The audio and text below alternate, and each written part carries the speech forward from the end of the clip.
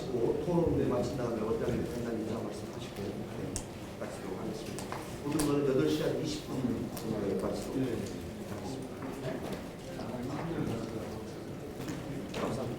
네, 안녕하십니까. 오늘 워크숍에서 발제를 맡은 정보통신원원의 구성원이고요. 4차 산업혁명이라는 이 용어를 놓고 이게 뭐 WEF의 클라우스 슈밥이 뭐 마케팅하려고 그냥 만들어낸 단어다, 뭐 버블이다, 그냥 하이프다 그런 얘기도 있고, 실제로 이번에는 뭔가 이렇게 다르게 변화를 가져오는 큰 흐름이다 이런 얘기도 있습니다. 근데 뭐 일단 이 큰 조류의 기술 변화인 것만은 분명한 것 같고요. 근데 이게 과연 어느 정도의 속도로 어떻게 진전이 될 것이냐는 여러 가지 요소에 이제 달려 있는 것 같습니다. 그래서 오늘 그냥 저희 연구소 자체가 지금 ICT 정책을 수립하는 걸 갖다가 도와주고 있습니다. 그러니까 미래창조과학부나 방송통신위원회를 주로 도와주고 있기 때문에 그런 관점에서 오늘 발표를 드리도록 하겠습니다. 목차는 다음과 같습니다. 우선 한국경제의 문제점을 간단히 짚어보고요. 그리고 도대체 4차 산업혁명이 뭐고 그게 어떤 변화를 가져올 거냐를 본 다음에 정책 방향을 말씀드리도록 하겠습니다. 일단 우리 경제가 당면하고 있는 문제점이라면은 크게 저희가 4가지를 뽑았는데요. 일단 저성장 기조가 정착되고 있다. 이제 저성장 관련해 가지고는 뭐 요즘 신문에서 맨날 이제 뉴노멀이라는 말을 자주 접하시게 될 겁니다. 뉴노멀이라는 게 그러니까 중국에서는 이걸 또 신창타이라고 얘기를 하고요. 근데 서양에서 얘기하는 뉴노멀이랑 중국에서 얘기하는 신창타이는 약간 의미가 다른 것 같습니다. 그러니까 지금 뉴노멀이라고 그러는 거는 이제 저성장 기조, 그리고 고실업, 그리고 하이 리스크 이런 게 이제 노멀이 돼버리는 이런 상태를 일컫는 말인데요. 지금 핌코의 CEO가, 그러니까 채권 운용사로 가장 큰 핌코 CEO가 이제 만들어낸 말이라고 하고요. 여기에 뭐 심지어는 더 비관론자인 뉴욕대의 루비니 교수 같은 사람은 뉴 앱노멀이라는 말로 이제 저성장보다 더 이제 디프레션이 오는 이런 상태가 올 수 있다. 뭐 이렇게도 지금 얘기를 하고 있어서 하여튼 경제 상황이 상당히 안 좋다. 전 세계적으로. 거기에 이제 우리나라 같은 경우도 뭐 저출산 이런 것 때문에 이제 성장 잠재력이 떨어지고 있고 저성장으로 가는 게 이제 노말이 돼 버렸다. 이제 이런 부분이고요. 그리고 이제 어떻게 보면은 의원님들께서 가장 관심 있는 부분이라고 생각이 드는데 이제 고용 창출력이 둔화되고 있다. 이게 뭐 일자리가 생겨야지 사람들이 행복할 텐데 지금 뭐 갈 데도 없고 특히 이제 청년 실업률이 올라가고 있다. 그리고 이제 고령화가 되면서 복지 수요가 올라가고 있다. 뭐 이런 게 특징이 되겠습니다. 그럼 이런 와중에 지금 대외 경제 여건은 어떤가 살펴보면 일단 주력 산업의 경쟁력이 떨어지고 있습니다. 뭐 요즘 그 현대중공업이니 삼성중공업이니 어제도 뭐 한진해운 뭐 완전히 파산했다는 기사를 접했는데요. 주력 산업의 경쟁력이 떨어지고 있다는 거라고요. 그리고 중국, 인도가 상당히 빠르게 성장하고 있다. 그리고 중국 같은 경우는 특히 우리랑 수출 시장에서 경합하고 있다.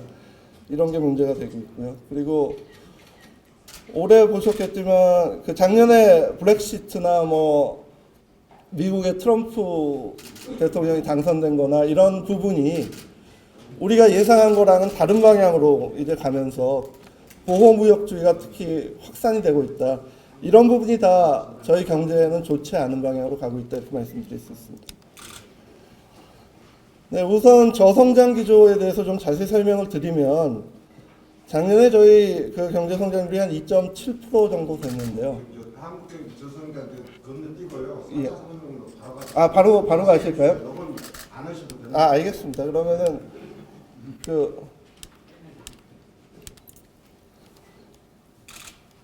이제 4차 산업혁명이 뭐냐, 이제 이게 일단 관심이 있으실 것 같은데,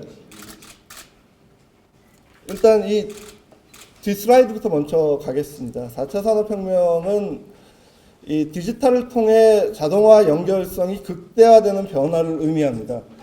이게 2016년 다보스 포럼에서 이제 크게 띄워졌는데요. 사실 인더스트리 4.0 뭐 이런 움직임은 2014년부터 독일에서 상당히 추진돼 온 부분이고요. 그러니까 1차, 2차, 3차, 4차 지금 여기 이렇게 그림이 있는데요. 잘 안 보이실 텐데 이 다보스 포럼의 화이트 페이퍼 상의 그 제목이 뭐였나 하면 Extreme Automation and Connectivity입니다. 그러니까 자동화와 연결성이 완전히 익스트림하게 가는 거죠. 우리가 상상을 초월한 정도로 이제 극한치로 올라간다 이런 건데요. 그 여기 그림이 안 보이실 텐데 설명을 하면 그렇습니다. 1차 산업혁명이 증기이고요. 2차가 이제 그 전기가 되겠고요. 그리고 3차가 소위 말하는 IT입니다. 그리고 일렉트로닉스, 전자, IT가 3차고요. 4차는 이게 AI랑 빅데이터가 결합된 게 이제 4차 산업혁명 이렇게 보시면 되겠습니다. 근데 뭐 4차 산업혁명 그리고 독일 같은 경우에서는 인더스트리 4.0 그래가지고 이제 제조업을 상당히 강조하고요. 미국 같은 경우는 이제 아무래도 플랫폼이 강하다 보니까 뭐 구글이나 페이스북 쪽 같은 이런 플랫폼 사업자를 키우는 방향으로 가고 있고, 미국에서의 제조업적 움직임은 뭐 GE 같은 기업은 이제 인더스트리얼 인터넷이라는 용어를 사용하기도 합니다. 그래서 결국은 이제 인공지능, 사물 인터넷 등을 합친 걸 또 지능 정보 기술이라고도 부르는데요. 이게 생산성이랑 효율성을 엄청나게 올릴 거다. 그래가지고 사회 경제 전반의 변화를 가속화시킬 거다 이런 거고요. 이게 뭐 경제적 파급 효과가 3조 달러까지도 이룰 수 있다 향후 10년간 이런 전망도 나오고 있습니다. 그래서 주요 국가들 전략을 다시 한번 말씀을 드리면 미국이 이제 미국 혁신 전략을 통해서 플랫폼 선점을 하려고 하고 있고요. 독일이 인더스트리 4.0을 통해서 제조업을 재건하려고 하고 있고요. 중국은 제조 2025를 통해서 이제 아주 자본이 많이 들어가는 그런 산업을 갖다 다시 육성을 하려고 하고 있고요. 일본은 재흥 전략 그리고 뭐 로봇 전략 뭐 이런 걸로 또 이 부분에 대응을 하고 있습니다.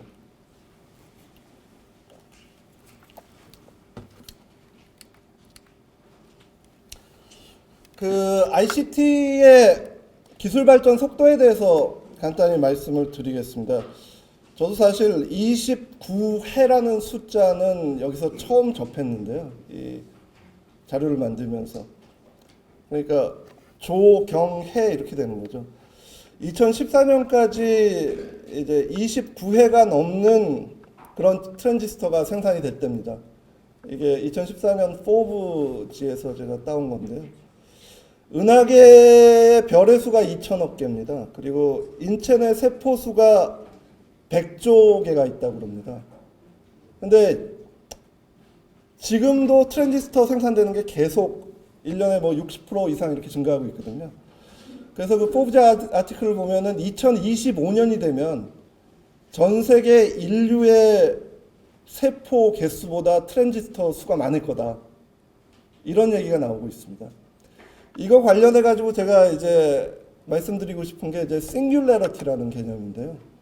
싱귤레러티가 뭔가 하면은 한국말로 하면은 특이점인데요. 이게 이 AI나 기계가 인간을 뛰어넘는 그런 점입니다. 근데 특이점이 온다라는 이제 책이 레이 커즈와일이라는 그 미래학자에 의해서 이제 발간이 됐었는데요. 그 지금은 뭐 이분은 구글에서 일하고 있습니다. 근데 결국은 인간을 뛰어넘을 거다, 기계가.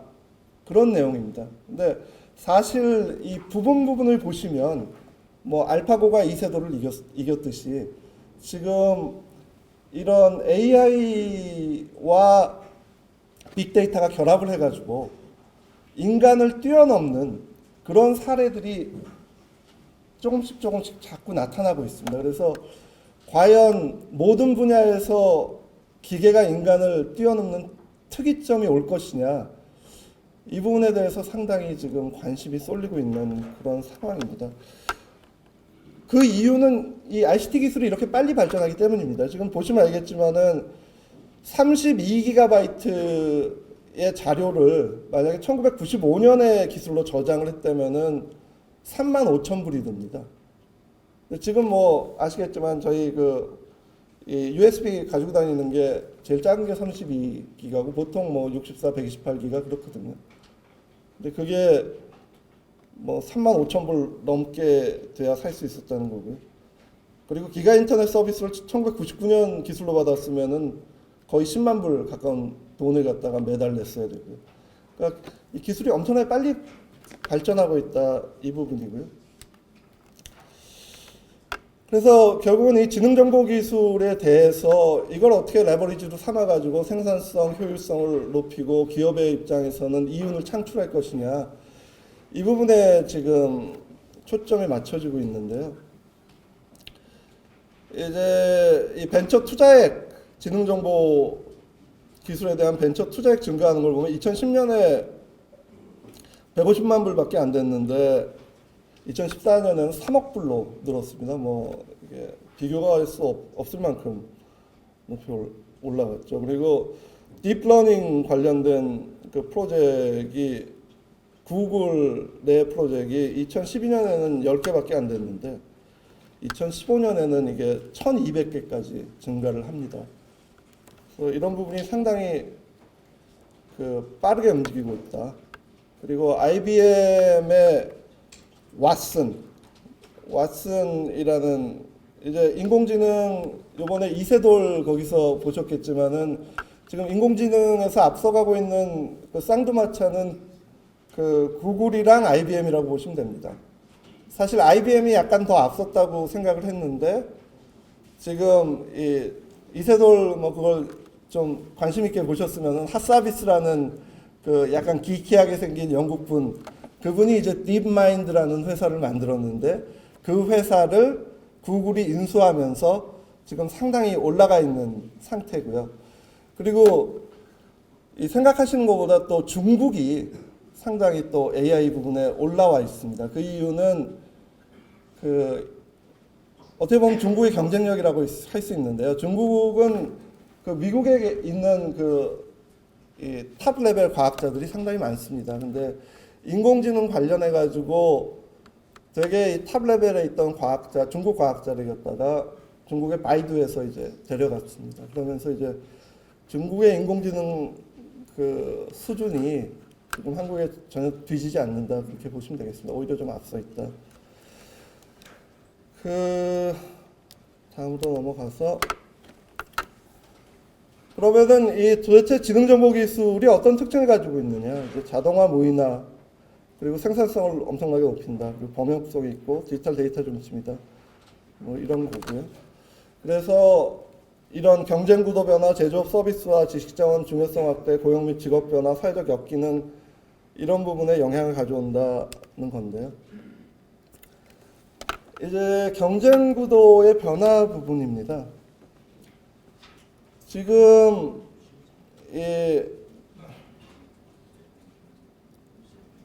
옛날에 저희가 이 소위 빅3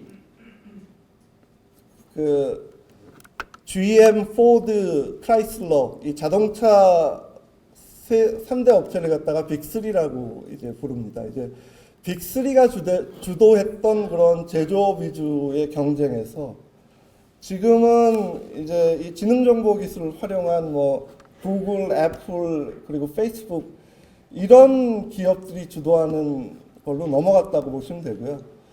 그러면은 그 소위 말하는 주식 시장에서의 시장 가치, 마켓캡을 비교해 보면은 빅3보다 이 IT 기업, 최근 잘 나가는 플랫폼 IT 기업이 훨씬 높고요.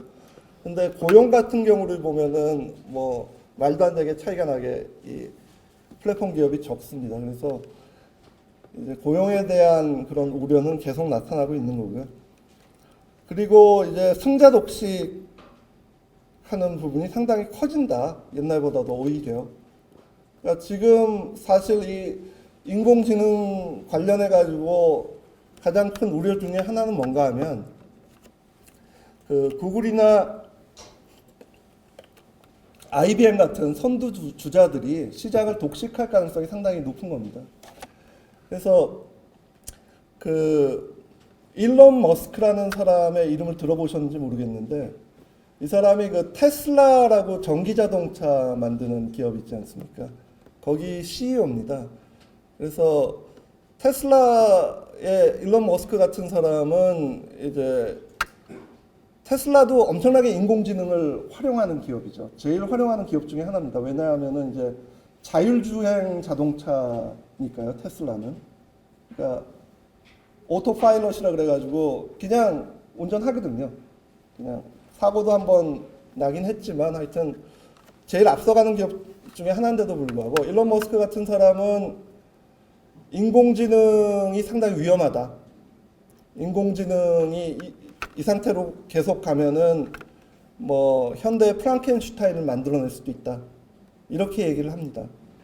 근데 사람들은 어떻게 의심을 하나 하면은 그래서 이 사람이 얘기하는 게 인공지능 관련된 기술은 다 오픈해야 된다. 오픈하지 않으면은 재앙이 올 수 있다. 이렇게 주장을 하는데요. 그런데 여기에 대해서 어떤 의구심들을 주위에서 가지고 있나 하면 이거는 IBM이랑 구글이 너무 앞서가기 때문에 그걸 오픈하지 않으면은 테슬라니 뭐 다른 기업들이 따라잡지 못할 거라서 IBM과 구글을 견제하기 위해서 이렇게 얘기를 하는 거다라고도 얘기를 합니다. 그만큼 지금 IBM, 구글이 앞서가고 있는 게 상당히 앞서가고 있어서 이 두 기업이 이제 인공지능 기술을 갖다가 완전 독점하게 되면 거기에 상당한 이제 위험, 그러니까 다른 기업이나 국가로서는 뭐 리스크라고 볼 수 있는 거죠. 뭐 최근 들어서는 뭐 아마존 같은 기업도 그 알렉사 소위 말하는 개인 비서 되는 거 가지고 여러 데이터를 축적해서 인공지능 쪽에 상당히 투자를 하고 있어서 하여튼 미국 기업들이 상당히 앞서가고 있다. 그걸 어떻게 따라갈 것이냐. 이제 이 부분이 상당히 사실 우려되는 부분입니다. 이제 제조업의 서비스화 가속이라고 이제 돼 있는데요.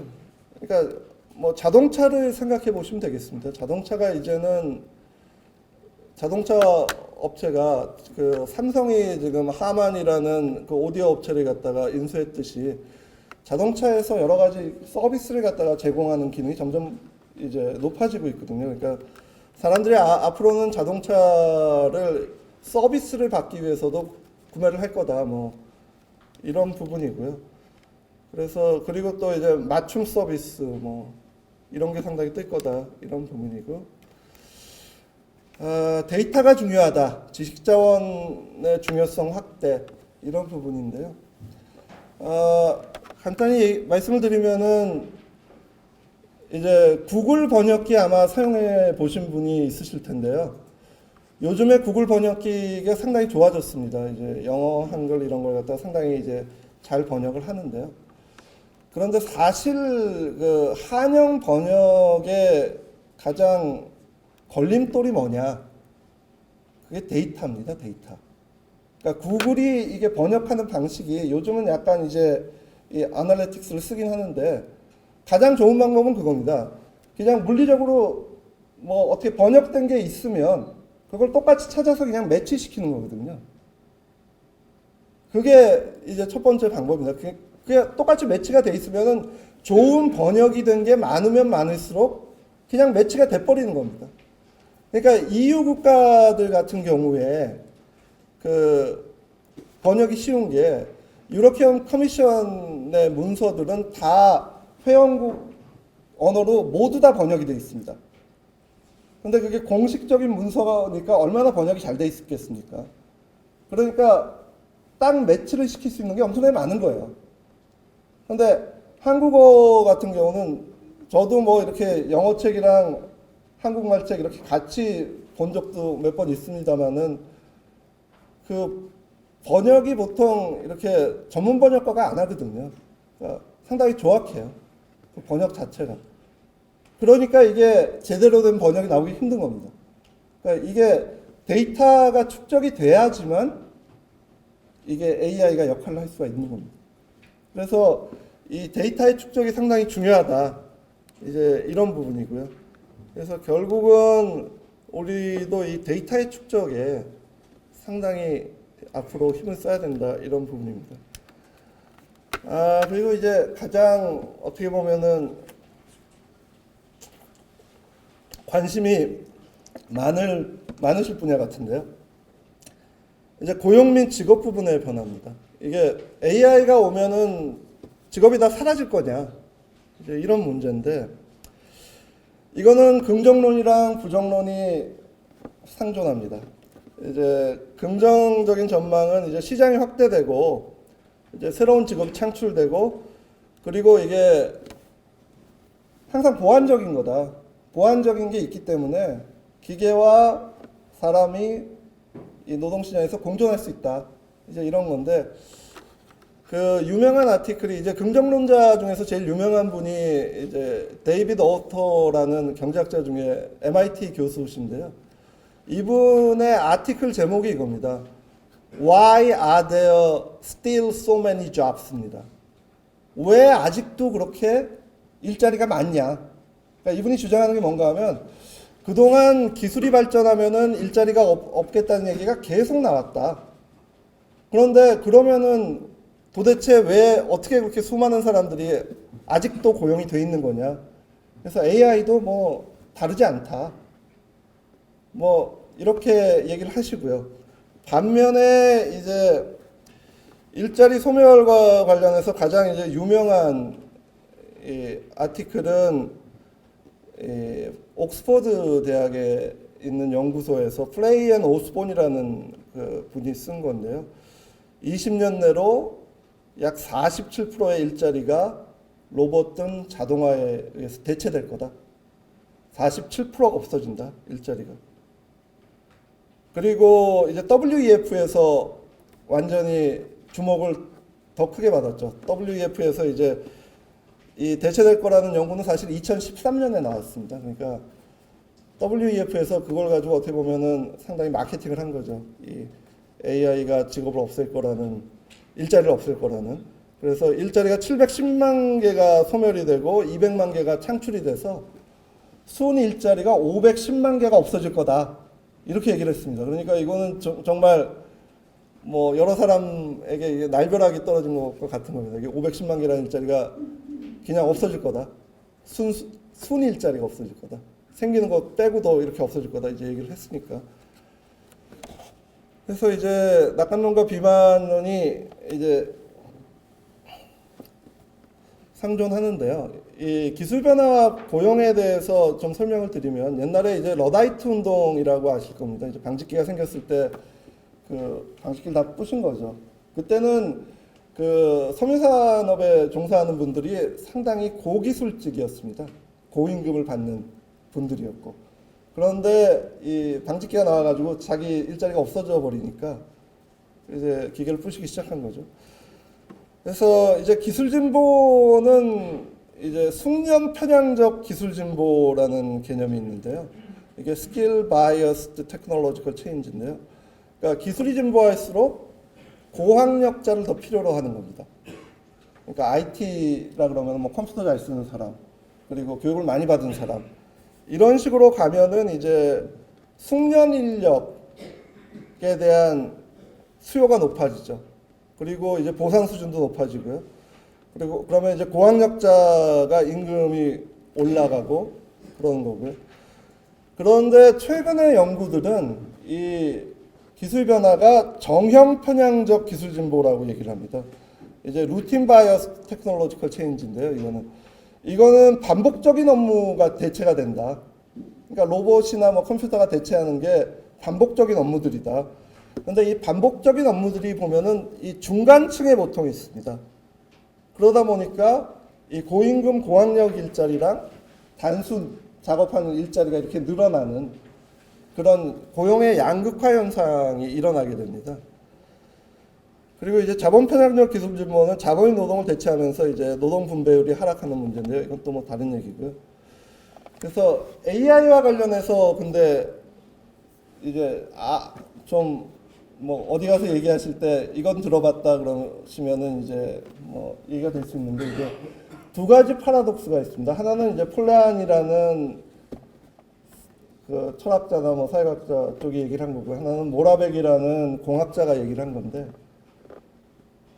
이제 인공지능이나 로봇이 그 우리를 대체하면서 이제 폴라니스 파라독스가 뭔가 하면은 we know more than we can tell입니다.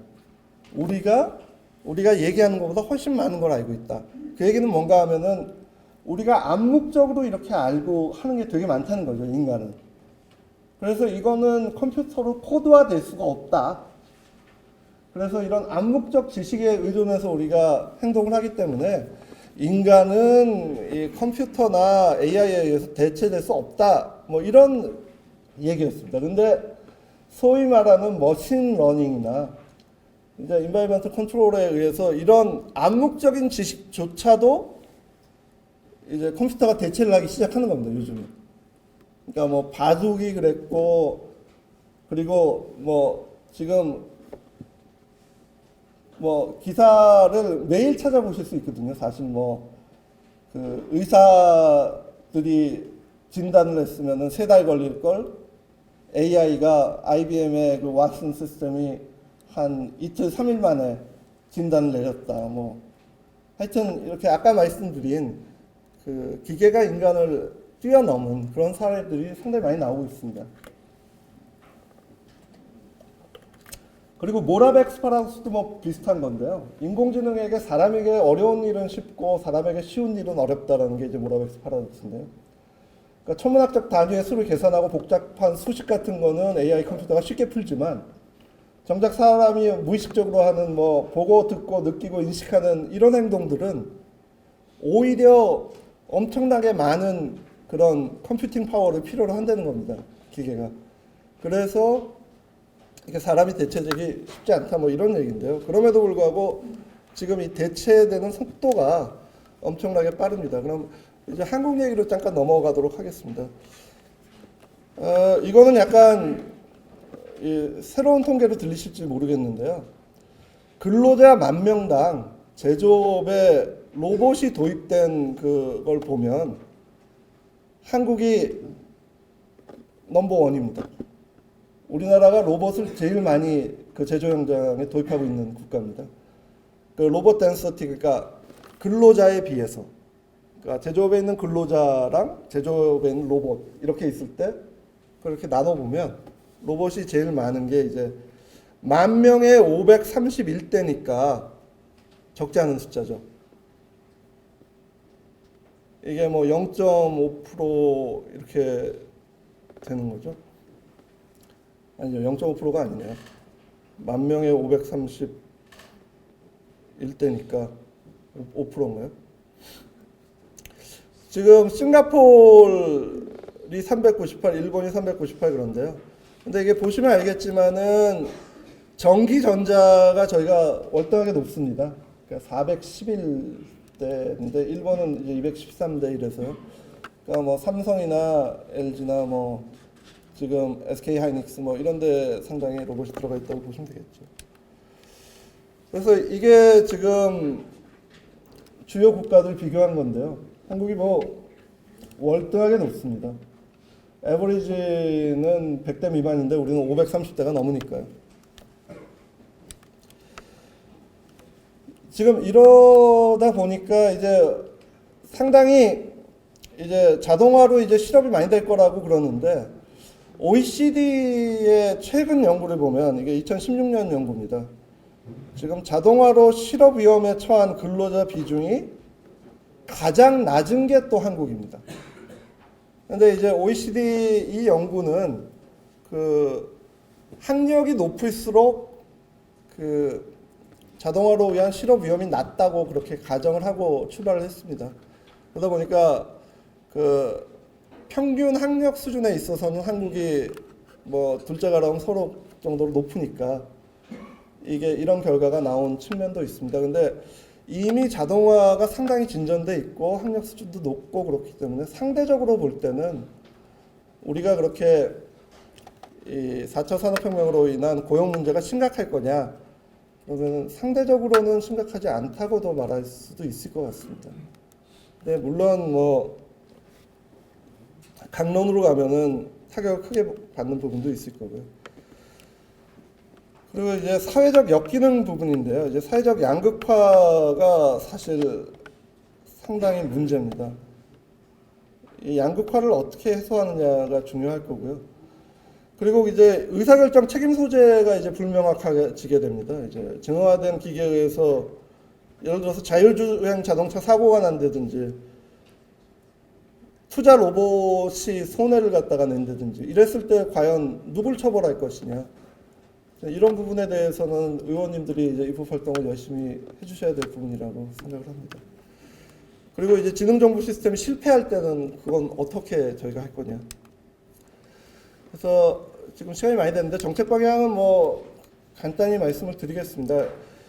일단 뭐 큰 방향으로 보면 이제 생산성과 효율성을 갖다가 높이는 게 이제 4차 산업혁명이니까 이 부분을 빨리 이제 경쟁국에 뒤처지지 않게 추진하게 하기 위해서 이제 여러 여건들을 개선해야겠다.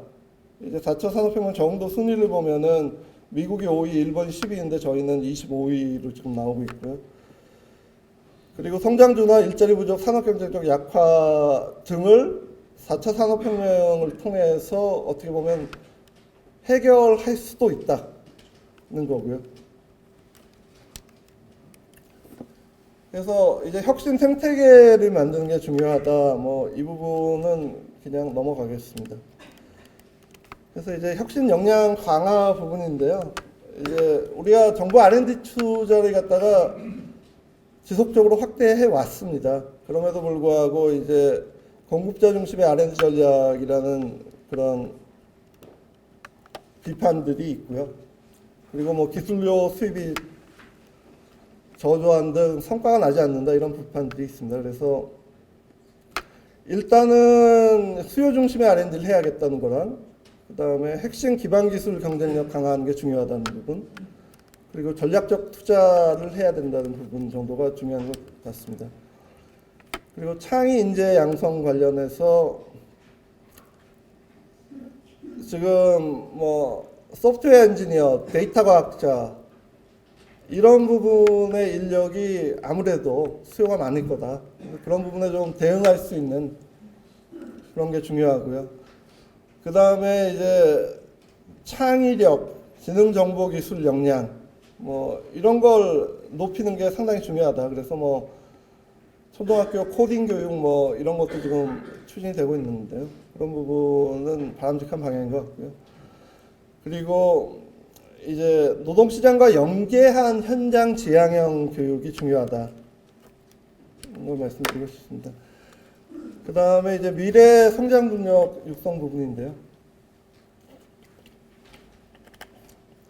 뭐 이 미래 성장 동력이라는 부분은 사실 계속 이렇게 추진이 돼 왔습니다. 그동안. 그래서 뭐 그동안 비판도 있었고 뭐 그런데 지금 아까 제가 말씀드린 그 독일의 인더스트리 4.0 전략에 대해서 좀 말씀을 드리면 사실 이 4.0 전략을 이니시에이트 한 게 민간부 부분의 그 SAP라는 기업이었습니다. 그러니까 어떻게 보면 기업에서 이런 쪽으로 가야 된다 이렇게 수요를 제기하면서 민간이 상당히 역할을 하고 있거든요. 그래서 우리 또 이제 다양한 기업들이 좀 역할을 할 수 있는 그런 식으로 이제 미래 성장 동력이 육성이 돼야 되지 않나 그렇게 생각을 합니다. 그리고 이 부분이 뭐 가장 중요한 부분 중에 하나인 것 같은데요. 지능정보사의 기반 구축 부분입니다. 뭐 정부에서 지능정보기술연구소도 만들고 뭐 지능정보사의 중장기 종합대책도 작년 12월에 발표를 하고 그랬습니다. 그럼에도 불구하고 우리는 지금은 상당히 뒤처져 있는 상태고요. 그리고 아까 말씀드린 대로 이제 데이터 기반이 부족하다는 문제점이 크고요. 그래서 일단은 데이터 활용 및 보호에 대해서 좀 더 그 규제 및 법 제도를 갖다 제대로 개선하는 게 필요한 것 같습니다. 그래서 그 부분에 대해서 의원님들이 많이 그 기여를 해주실 수 있을 것 같고요. 그리고 뭐 엮이는 문제 해결 역시 상당히 신경을 써야 될 부분입니다. 그리고 네트워크 고도화 부분인데요. 이제 내년 평창올림픽 하면서 이제 5G로 간다고 그럽니다. 이 이동통신이. 5G는 뭐 간단히 말씀드리면은 용량은 1000배, 속도는 4G 지금 LTE 200배 그렇게 늘어난다고 보실 수 있는데요. 이게 no latency 그래가지고 이제 지연이 되지 않고 그냥 진짜 지연 없이 저희가 모든 걸 접할 수 있는 그런 겁니다. 그래서 이 5G 주도권을 갖다가 쥐기 위해서 지금 각국이 경쟁을 하고 있는데 그 부분에 우리가 좀 앞서가는 게 상당히 중요할 것 같고요. 뭐 통신 강국 하면은 한국이니까 그 부분은 계속 이어가는 게 그게 저희 경쟁력 강화에 상당히 중요할 것 같습니다. 그걸 위해서 이제 여러 가지 뭐 진입 규제 개선이라든지 그 법제도 개선이 필요하고요. 그다음에 방송 미디어 활성화 부분도 이제 UHD 이제 지상파에 도입하는 부분, 뭐 이 부분은 사실 주파수 관련해서 이게 방송 쪽에 할당이 돼야 되느냐 가지고 논란이 많았지만 일단 지금 할당이 된 상태에서 이 서비스가 빨리 이제 론칭될 수 있게 하는 게 적절할 것 같습니다. 네, 뭐 발표는 끝났는데 마지막으로 말씀드릴 수 있는 게 결국은 그 오늘이 이제 미래를 여는 키워드라고 말씀을 하셔서 제가 생각하는 미래는 크게 세 가지에 의해서 결정이 되는 것 같습니다. 첫 번째는 기술 변화고요. 두 번째는 법제도 변화. 그리고 세 번째가 사람들의 행태 변화 같습니다.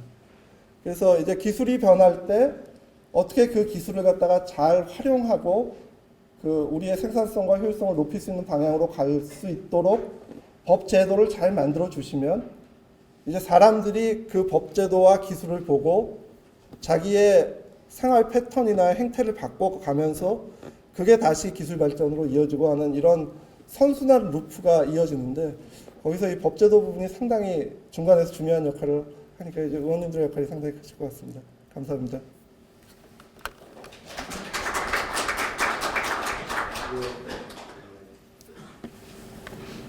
그 4차 산업혁명에 대한 대응 방안을 준비하면서 또 한 가지로 제시하는 것이 공정거래위원회 역할 강화입니다. 그 이유가 뭐 실장님께서 강의한 내용도 있지만 그 지식정보화 사회 또 빅데이터에 따른 그 플랫폼 독점화의 가능성 때문에 향후에는 시장 분석 사업자 또 독점화에 따른 시장 경제 왜곡의 가능성이 크다는 것이죠.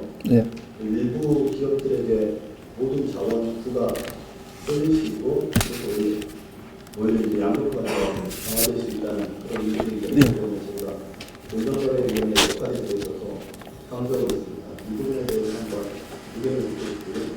두 번째는 지금 사실은 그 박근혜 정부에서도 그 시장님께서 제시한 여러 빅데이터니 클라우드니 또 5G의 모든 내용들이 제가 알기로도 이미 6, 7년 전부터 계속 논의됐다는 것들이고 그 부분에 대해서 미래부에서도 어떻게 대응하기 위해서 노력을 했단 말입니다. 그렇죠. 그리고 지금 정책 방향으로 제시하는 많은 부분들이 이미 박근혜 정부에서 다 나온 얘기들이지 않습니까? 네. 그런데 왜 아직까지 구체적인 대응을 못하고 있었느냐? 정부 주대 대응의 한계가 명확한 것 아니냐는 부분. 그래서 아까 주장님 말씀하실 때 민간기업의 역할, 독일에서 인더스트리 4.0 이 실제 구현되는 과정에서 민간기업들이 이니셔티브를 가지고 있다는 것처럼 우리나라에서도 민간기업들의 역할을 적극적으로 할 수 있는 구조, 그리고 정부가 서포트를 하는 구조로 전환이 돼야 된다고 저는 생각합니다. 그래서 이 두 가지에 대해서 좀 의견을 여쭤보시고요.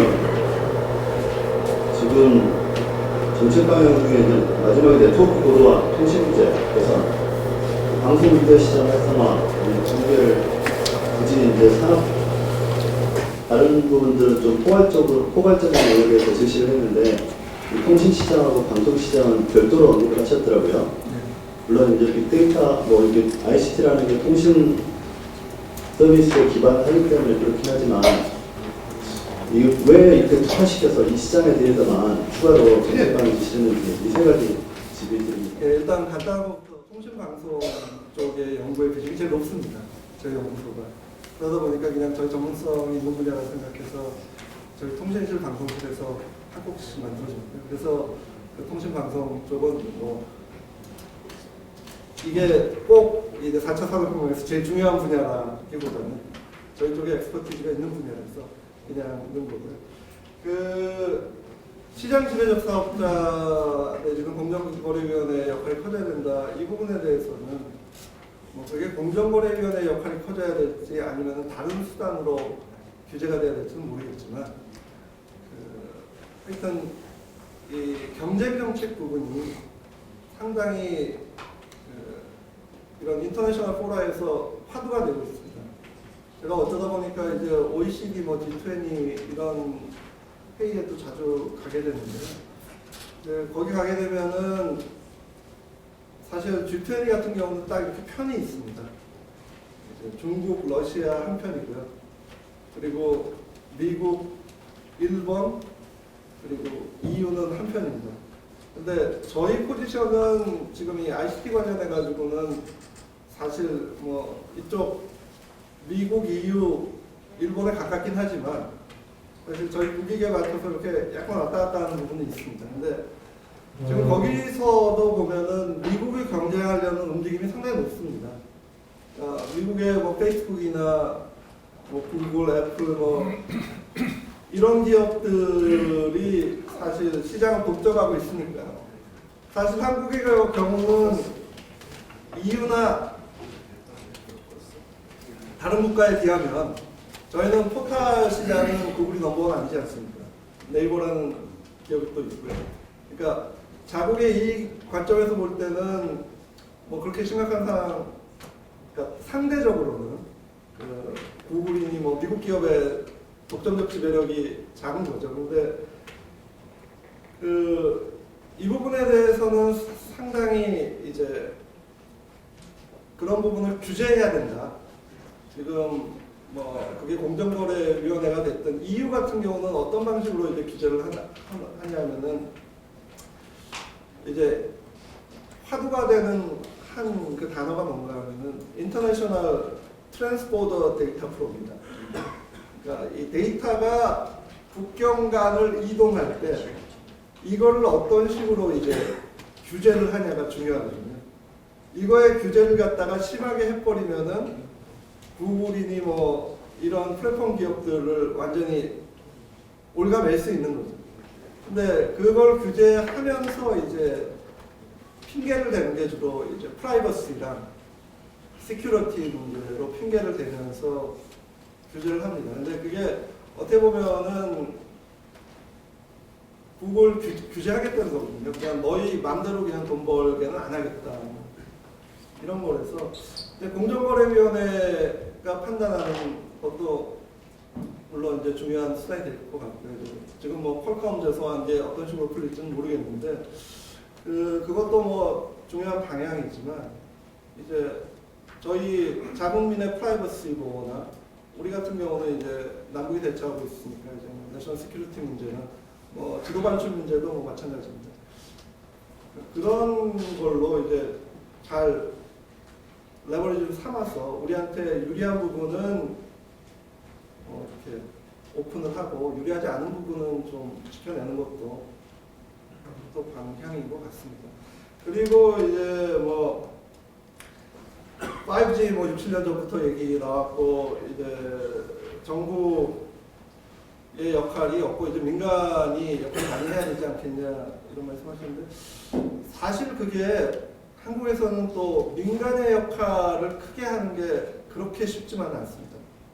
아시겠지만은 뭐 우리 같이 산업 구조와 재벌 위주의 산업 구조를 가진 곳이 없기 때문에 민간의 역할을 크게 했다가는 재벌 밀어주게 한다 이제 이런 얘기를 듣게 됩니다. 그렇다고 이제 중소기업을 갖다가 지원을 갖다가 많이 하게 되면 제가 심지어는 뭐 되게 오래 전 연구인데요. 중소기업에 R&D 보조금을 줬을 때 그게 중소기업이 자체적으로 조달하는 R&D를 어떻게 하느냐 연구를 한 게 있는데 줄이더라고요. 중소기업이. 대기업은 R&D 보조금을 갖다가 주면은 R&D 늘립니다. 아 이거는 돈이 더 들어왔네. 내가 하던 거 하고 요거 더 해야겠다 이러는데 중소기업은 R&D 보조금을 받으면 이게 웬 떡이야. 내가 하던 R&D를 갖다가 딴 데 써야지 하고 그렇게 써버립니다. 뭐 그냥 상식적으로 생각하면 그 경영 여건이 좋지 않은 상황에서 당연하거든요. 그러니까 이런 그 산업 구조의 양극화 상황에서 저희가 이제 민간 얘기를 많이 듣는다는 거는 이제 재벌의 의견을 많이 반영한다는 거죠. 그러니까 이게 사실은 효율적인 것 같은데 정치적으로 쉽지 않은 일이다. 기존 발달님이 이제 인간을 대체해가는 네.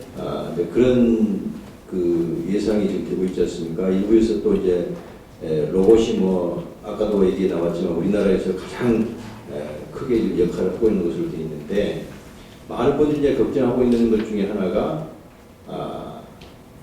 예를 들면 뭐 의학 분야라든지 교육 분야라든지 이런 데 이제 무슨 인력을 대체해 간다는 얘기죠. 그래서 앞으로 이제 이러한 ICT 기술이 4,400명이 어떤 분야에서부터 얼마만큼 인력을 대체함으로써 지금도 문제가 되고 있는 일자리를 위협하게 될 건지 그런 분야별을 그런 전망하고 그 다음에 이제 그렇다면은 이런 기술이 발전함으로 인해서 인간의 일자리가 또 생길 수는 없을 것인지 그런 것 같고 그래서 우리는 그러면 이러한 것들에 대해서 이러한 추세에 대해서 어떠한 정책 방향을 가져갈 거냐 그에 대해서 한번 말씀을 해주시고 조금 더 이제 미래의 일이 되겠습니다만은 이런 로봇이나 AI나 이런 것들이 고도로 발달돼서 인간을 완전히 능가하게 돼가지고 인간을 통제하게 되는 그런 미래가 있을 것 같아요. 지금 상황으로 발전이 된다면. 그럼 이것은 이제 결국은 인간이 로봇에게 지배당하는 ICT 기술에 지배당하는 이런 시대가 올 것이다. 이런 이제 참 섬뜩한 말이 느끼고 그러는데 이에 대해서 인간이 어떻게 규제를 할 건지 그냥 지배당할 건지 이런 것에 대해서 한 두 가지 정도에 대해서 말씀 좀 해주셨으면 좋겠습니다. 일자리 부분은 지금 뭐 여러 연구원이나 뭐 심지어는 대학에서도 이 분야별로 어떤 부분 일자리가 가장 위협을 받고 있느냐 그런 연구를 진행하고 있는 걸로 알고 있고요. 이미 뭐 노동연구원 같은 곳에서 아까 제가 말씀드렸던 그 프레이 앤 오스본의 방법으로 이제 추정한 수치가 있긴 합니다. 근데 이게 결국은 일자리를 대체할 거냐, 직무를 대체할 거냐, 이건 다른 얘기거든요. 직무를 대체한다는 거는 내가 이런 여러 가지를 하는데 이 중에서 요만큼은 로봇이 해주고 나머지 이만큼은 내가 계속 하는 게 되겠죠.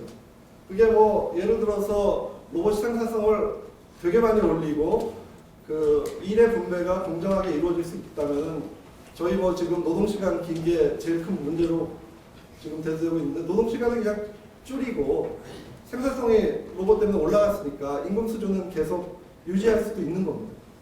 그래서 제도가 상당히 중요한 것 같고 다만 지금 이 예측되는 것들을 보면 아까 제가 데이터가 중요하다고 말씀을 드렸는데 저는 전공이 경제학입니다. 근데 사회과학자 중에서 제일 대체 확률이 높은 게 경제학자입니다. 제가 직업을 이룰 확률이 높은데요. 그 이유가 뭔가 하면 경제학이 학문의 역사가 높고 이 코디파이드된 노리지들이 상당히 많습니다.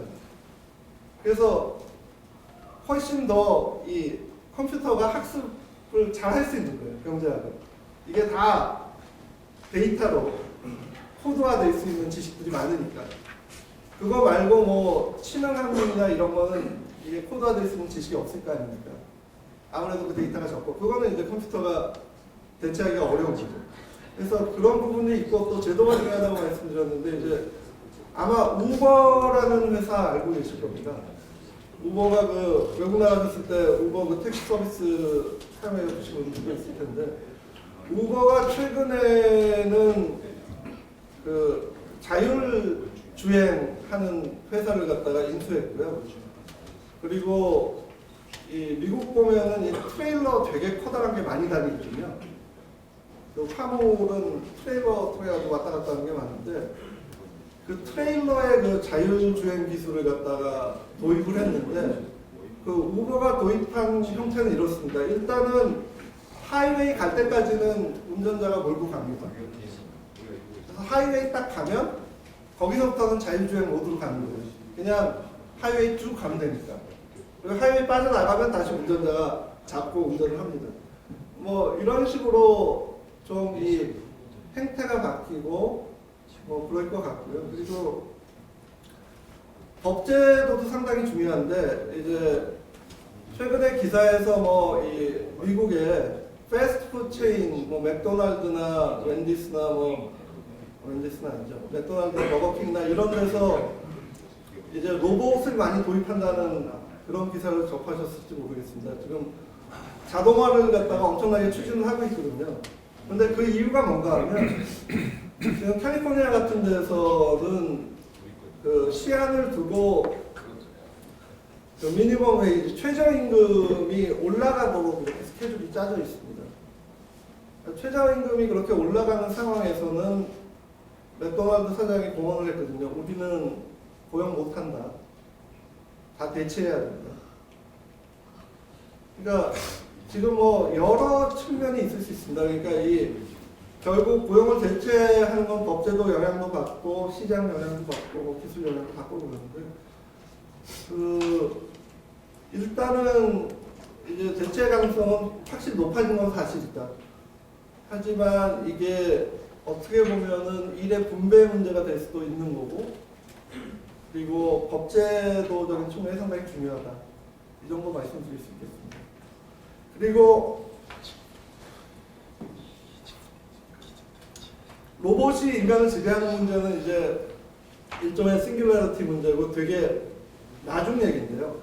아까 제가 말씀드린 그 레이 커즈와이라는 사람은 심지어는 어떻게 얘기하냐면은 이제 로봇과 컴퓨터의 지능이 인간을 뛰어넘게 되면 인간이 거기서 버티지 못한다.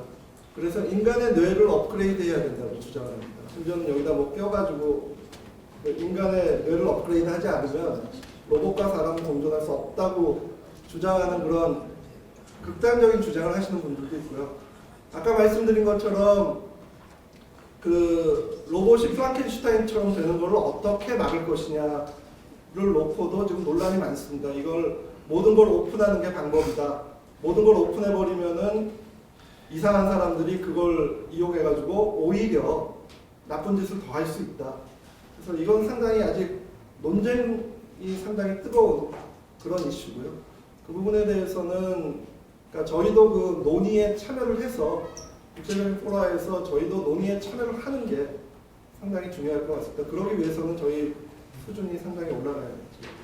지금 그러니까 저희도 이제 사실은 인공지능이라든지 4차 산업혁명에 대해서는 최근에 1, 2년 동안 굉장히 급속하게 이제 사회적으로 인식도 늘어나고 알만큼 알게 된 것 같아요. 이제 우리 사회가 지금 들어가야 될 시점은 뭐냐면 개별 섹터에 대한 검토와 연구예요. 그러니까 가령 자동차 산업이다. 또는 이게 뭐 통신시장과 관련한 어떤 뭐 오피스 환경이다. 또는 삼성전자 내에서는 어떻게 될 것인지 이런 각각의 산업별 또는 직무 영역별로 인공지능이 들어왔을 때 일자리는 어떻게 변화할 것인지 직업의 양태는 어떻게 변화할 것인지 사실은 공공 부분에서 그 부분에 대한 연구 보고서들이 지금 나와야 될 시점인데 사실은 이미 우리 국회나 행정부에서 기대하는 속도보다 이게 정책연구원에서 이렇게 나오는 것들이 좀 늦는 것 같아요. 그래서 지금부터는 요 선거는 한 두 발자부터 빨리 좀 앞당겨서 가주셔야 되는 것이 아닌가 그 주문을 좀 드리고 싶습니다. 질문이 아니고요. 예, 그러니까 저도 말씀드리고 같이 시간이 없다고 하니까요. 그 마지막쯤에 R&D 그러니까 R&D 예산이 투입되는 것이 대기업에서는 오히려 촉발을 하는데 중소기업에서는 그 효과가 적은 것 같다. 그러니까 괜찮은 것 같다라고 하셨는데 이게 이제 어느 그 데이터에 의한 것인지 좀 말씀해 주시고 제가 본 데이터는 산업연구원에서 나온 뭐 물론 이제 2008년인가 9년 이쯤의 데이터인데요. 그러니까 대기업에서는 R&D 예산이 들어갔을 때 구축 효과가 분명히 발생한다라고 그렇게 되어 있거든요. 그러니까 중소기업의 경우에는 여력이 없기 때문에 정부에서 R&D가 오면은 그걸 가지고 새로운 R&D가 발생을 하는데 대기업은 이미 산의 요금이 엄청나게 쌓여 있고 이미 R&D 센터도 가지고 진행을 하고 있기 때문에 정부에서 R&D 예산이 오면은 그만큼 자신의 R&D 예산을 줄이는 것으로 통계상으로는 분명히 나타나고 있어서 그거에 대한 근거를 좀 말씀해 주세요. 제가 말씀드리면 하여튼 그 제가 했던 연구는 저는 그 로드 그 키스텝과 그때 과학기술부 쪽 로데이터를 가지고 했었는데요. 거기서는 뭐 그렇게 나왔는데 뭐 아마 저희 방법론을 연장해가지고 산업연구원에서 또 하셨고 뭐 스태프에서도 했고 뭐 그런 걸로 알고 있는데 어떻게 보느냐에 따라 다르긴 한데요. 지금 하여튼 제가 말씀드렸던 논적 언제 하신 연구였죠? 그걸 좀 볼 수 있었으면 좋겠어요. 제가 그게 꽤 됐습니다.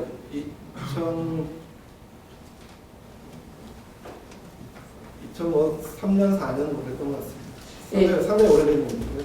근데 저도 잠깐만 좀 말씀드리겠습니다. 간단하게.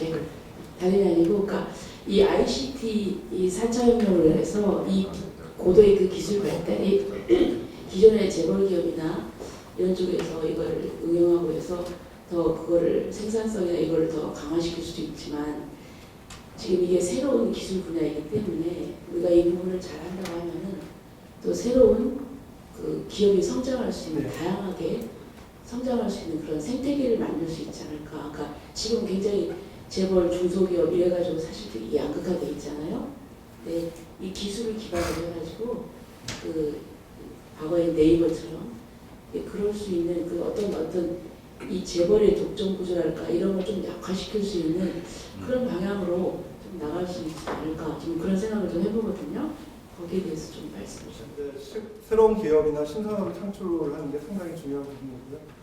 이제 요즘 뭐 신문에서 많이 보시는 용어가 뭐 유니콘이라는 용어 많이 보실 건데 유니콘, 뭐 데카콘 얘기 나오는데 유니콘이 뭐 예를 들어서 뭐 1조 달러 넘는 그런 유니콘이 그 성물 아닙니까? 이렇게 뿔 하나 달린. 근데 기업 중에서 상당히 신생 기업인데 매출이 엄청나게 나는 기업인데 그걸 뭐 이제 10배가 되면 유니가 아니라 데카콘이 되는 거죠. 근데 지금 그 유니콘이 10배가 되는 그런 기업들을 키울 수 있다면 그 부분이 제일 중요한 거고 그 아까 그 대기업 중소기업 관련해가지고 제 소신은 사실 지금 문제는 양극화가 가장 문제라는 거거든요. 그래서 결국은 중소기업이나 중견기업이 따라와가지고 받쳐주지 않으면 지금 현재 대기업도 성장의 한계는 계속 있는 거고 그래서 지금 뭐 새로운 산업, 새로운 기업, 중소기업, 중견기업 위주로 키우는 게 한국경제가 당면한 가장 큰 과제 중에 하나라고 개인적으로 생각합니다. 그리고 저임금 이제 저기술 직종 일자리가 이제 양극화됐는데 거기에 따라서 이제 소득도 엄청나게 차이가 날 수밖에 없고 그래서 제가 그 한번 이런 책을 보니까 이걸 근본적으로 세제나 이런 쪽으로 근본적 개편이 필요하다. 그래서 요즘에 이제 선진국에서 나오는 일부에서 나오는 그 기본 소득을 줘야 된다 이런 얘기가 있더라고요. 그래서 기본 소득의 제호를 뭘로 할 것이냐 하는데 그 중에 하나의 방안이 이 앞으로 지재권에 대한 소득의 그 세율은 대폭 높여야 된다. 그러니까 결국 R&D든 혹은 뭐 그 R&D 기술 개발과 지재권이라고 하는 기술 개발과 국가에서 보호해주기 때문에 이게 이 지재권은 소득이 생기기 때문에 예를 들면 요즘에 보니까 고소득자 같은 하나가 이제 그 작곡가예요. 그래서 노래방에서 노래 부르는 이런 것 때문에 엄청난 소득이 생깁니다. 제가 알기로는 뭐 20억, 30억 버는 사람들이 있다고 그래요. 이런 소득에 대해서 사실 어떻게 보면 예전에 따지면 불로소득 비슷한 거거든요. 그러니까 예전에 부동산이나 이런 것에 토지나 이런 것에 의해서 불로소득이 아니라 기술 개발과 정부에서 그 지원한 또 혹은 정부에서 보호하는 기술을 이게 그 어떤 보호에 따른 수혜이기 때문에 대폭 화세가 된다는 얘기가 있는데 이런 지재권의 소득에 대한 뭐 이렇게 추이나 이 4차 산업의 발전에 따라서 이런 게 혹시 통계가 나와 있는 게 있는지 그리고 금방 제가 말씀드린 데 대한 의견이 혹시 있으신지. 예, 사실 지재권 관련해 가지고 가장 이슈가 되는 거는 이제 구글이나 애플이나 뭐 이런 기업들이 미국 외 소득에 대해서는 거의 세금을 물지 않습니다. 2% 뭐 이렇게 물거든요. 미국으로 그 돈을 가져오는 순간 38%는 줘야 되는데 한 2%밖에 안 나는데 그 방법이 지재권을 활용해 가지고 그렇게 하고 있거든요. 그러니까 이게 뭐 더블 아이리시 버치 샌드위치라는 전략인데요.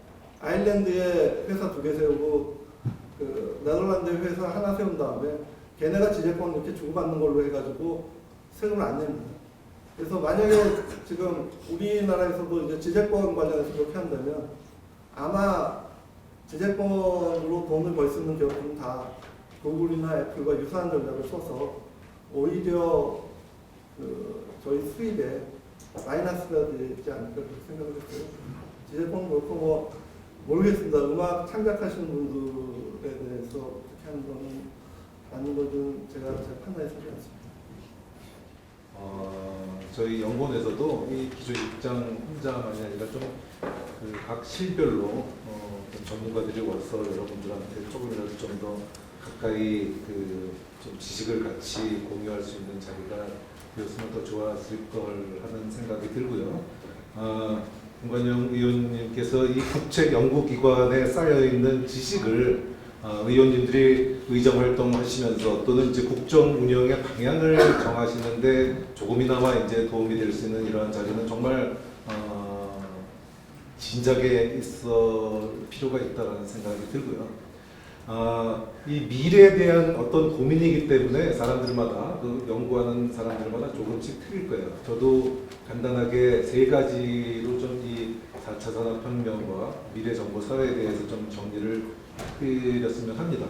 첫 번째는 생태계 경쟁입니다. 저희는 ICT 산업을 연구하는 그 국제 연구기관이기 때문에 전체적으로 그 ICT 부분에서는 글로벌 생태계 경쟁이 강화될 것이다라는 측면이고 지금처럼 플랫폼을 장악하는 기업이 글로벌 경쟁력을 가질 것이다. 말씀하신 것처럼 구글이나 애플이 지금 전 세계 마켓 그 시장 가치로 최고 1, 2등 기업들입니다. 이 플랫폼을 장악을 하고 있기 때문에 그런 거고 우리나라가 이런 기회가 올 수 있을까? 저는 분야별로 각 도메인별로 특히 스마트홈이라든지 이런 측면에서는 우리가 플랫폼을 장악할 수 있는 기회가 없지는 않다고 봅니다. 그것 이외에도 플랫폼을 장악하지 못한다 하더라도 생태계 경쟁이기 때문에 벤처에 관련된 본 글로벌 전략, 즉 처음부터 어떤 그 세계적인 시장을 염두에 두고 이렇게 그 벤처를 창업하고 키워나갈 수 있는 그러한 방향으로 의원님들이 좀 그 4차 산업혁명에 대한 공급 산업적인 측면에서는 좀 초점을 맞춰 주시기를 제가 좀 부탁드리고요. 두 번째는 역시 걱정되는 게 고용 부분, 일자리 부분입니다. 이 양극화될 수밖에 없는 상황, 그리고 기계와 인간이 공존해야 될 수밖에 없는 상황, 이러한 변화에 대해서 우리가 미리 대비를 해야 되는데 사실 쉽지 않습니다. 역시 여러분들 예상하시는 것처럼 양극화되면서 많은 그 사회적 안전망에 대해서 좀 더 초점을 맞춰 주시기를 바라고 어떤 사회적 일자리에 대한 측면들과 더불어서 조금 더 앞으로의 얘기겠지만은 방금 말씀하신 기본소득이라든지 이런 거 전부 그 사회학자들과 같이 고민하면서 미리 변화하는 이런 구조에 대해서 대응할 수 있는 지금은 우리가 막지는 않는 그런 옷이라 할지라도 미래를 대비할 수 있는 그런 준비를 반드시 해야 될 필요가 있다고 봅니다. 세 번째는 역시 교육입니다. 정말 어려운 부분이지만은 우리들의 손자 세대에서는 일자리가 우리가 지금 알고 있지 못하는 60%에서 70%까지 다 변화한다고 해요. 새로운 일자리들이 우리 손자들은 그 새로운 사회 구조에서 새로운 우리가 모르는 그런 일자리를 가지고 이제 살아갈 텐데 여기에 대응할 수 있는 말이 창의적인 얘기라고 하지만은 창의적인 교육.